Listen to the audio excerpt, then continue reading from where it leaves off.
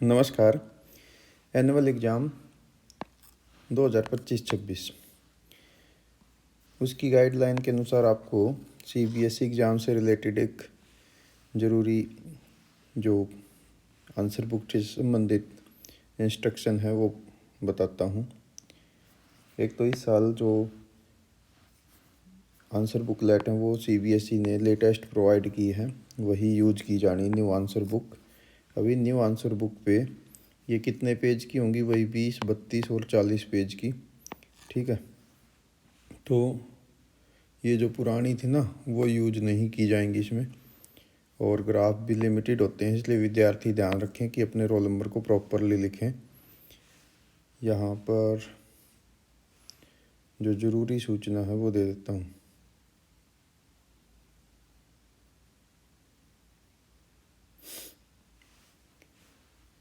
ये है नंबर 1, जो इस साल की आंसर बुकलेट है उस पे एक एडिशन किया गया है, वो है क्यूआर कोड। तो उस पे क्यूआर कोड होगा, विद्यार्थी ध्यान रखें उस पर किसी प्रकार की ना तो टेम्परिंग करें ना कोई किसी प्रकार का लिखें, क्योंकि आपकी आंसर बुकलेट उसके माध्यम से स्कैन होनी। दूसरा सबसे ज़रूरी चीज़ क्या है, जो मोस्ट इम्पोर्टेंट रहेगी, वो है कि सीबीएसई ने पहले ही आपकी आंसर बुक के लेफ़्ट साइड में यहाँ पर एक मार्जिन ऐड कर दिया है, उसी में अपने क्वेश्चन नंबर लिखने हैं। ठीक है, ये सबसे ज़रूरी है।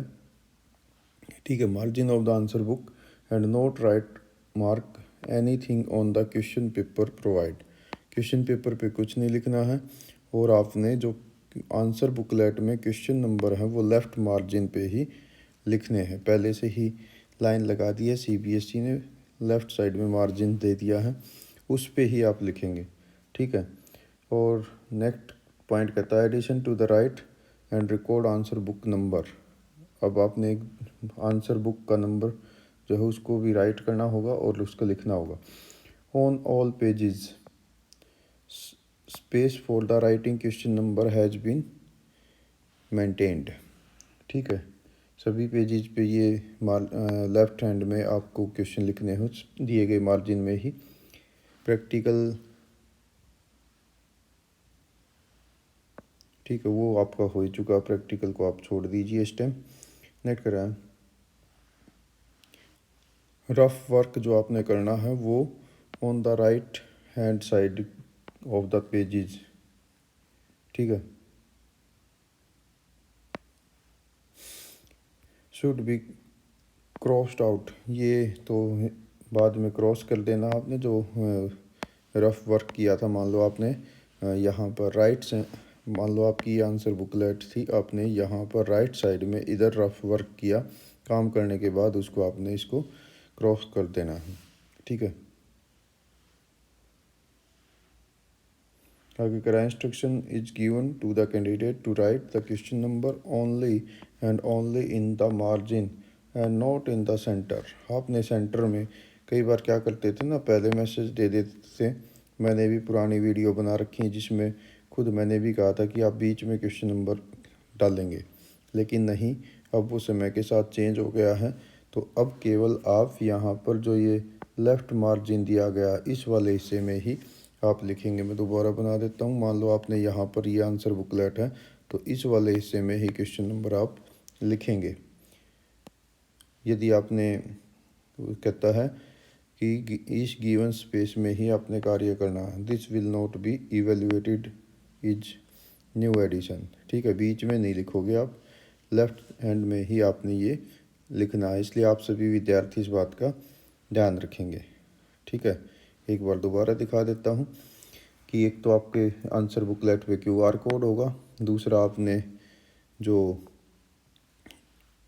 क्वेश्चन नंबर है वो लेफ़्ट मार्जिन पे ही लिखने हैं। नंबर 3, आपका जो है आपने अपने आंसर बुकलेट का नंबर वो रिकॉर्ड रखना है, उस पर जहाँ पर भी फिलअप कराना होगा उसके लिए सिग्नेचर सीट आएगी तो वहाँ ये ज़रूर मेंशन करना है। सभी पेजेस पे स्पेस है क्वेश्चन नंबर लिखने के लिए, वो आपने मेंटेन रखना है। इसके साथ साथ, ठीक है, प्रैक्टिकल वाले पोर्शन का तो हो चुका है कंप्लीट। नेक्स्ट कहता है कि आपने 10th और 12th के अंदर रफ़ वर्क जो है वो राइट हैंड मार्जिन पे ही करना है, ये भी आपको बता दिया। ठीक है, उसके बाद जब आपका वो रफ़ वर्क कंप्लीट हो जाएगा तो आपने उसको क्रॉस आउट कर देना है।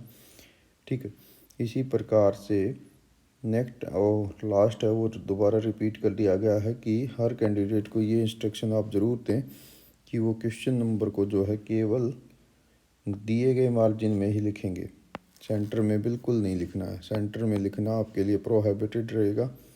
ठीक है, यदि आपने वहाँ पर लिखा तो आपका वो जो है इवैल्यूएशन में नहीं आएगा, इसलिए आप ध्यान रखें लेफ़्ट मार्जिन पे ही अपने क्वेश्चन नंबर लिखें।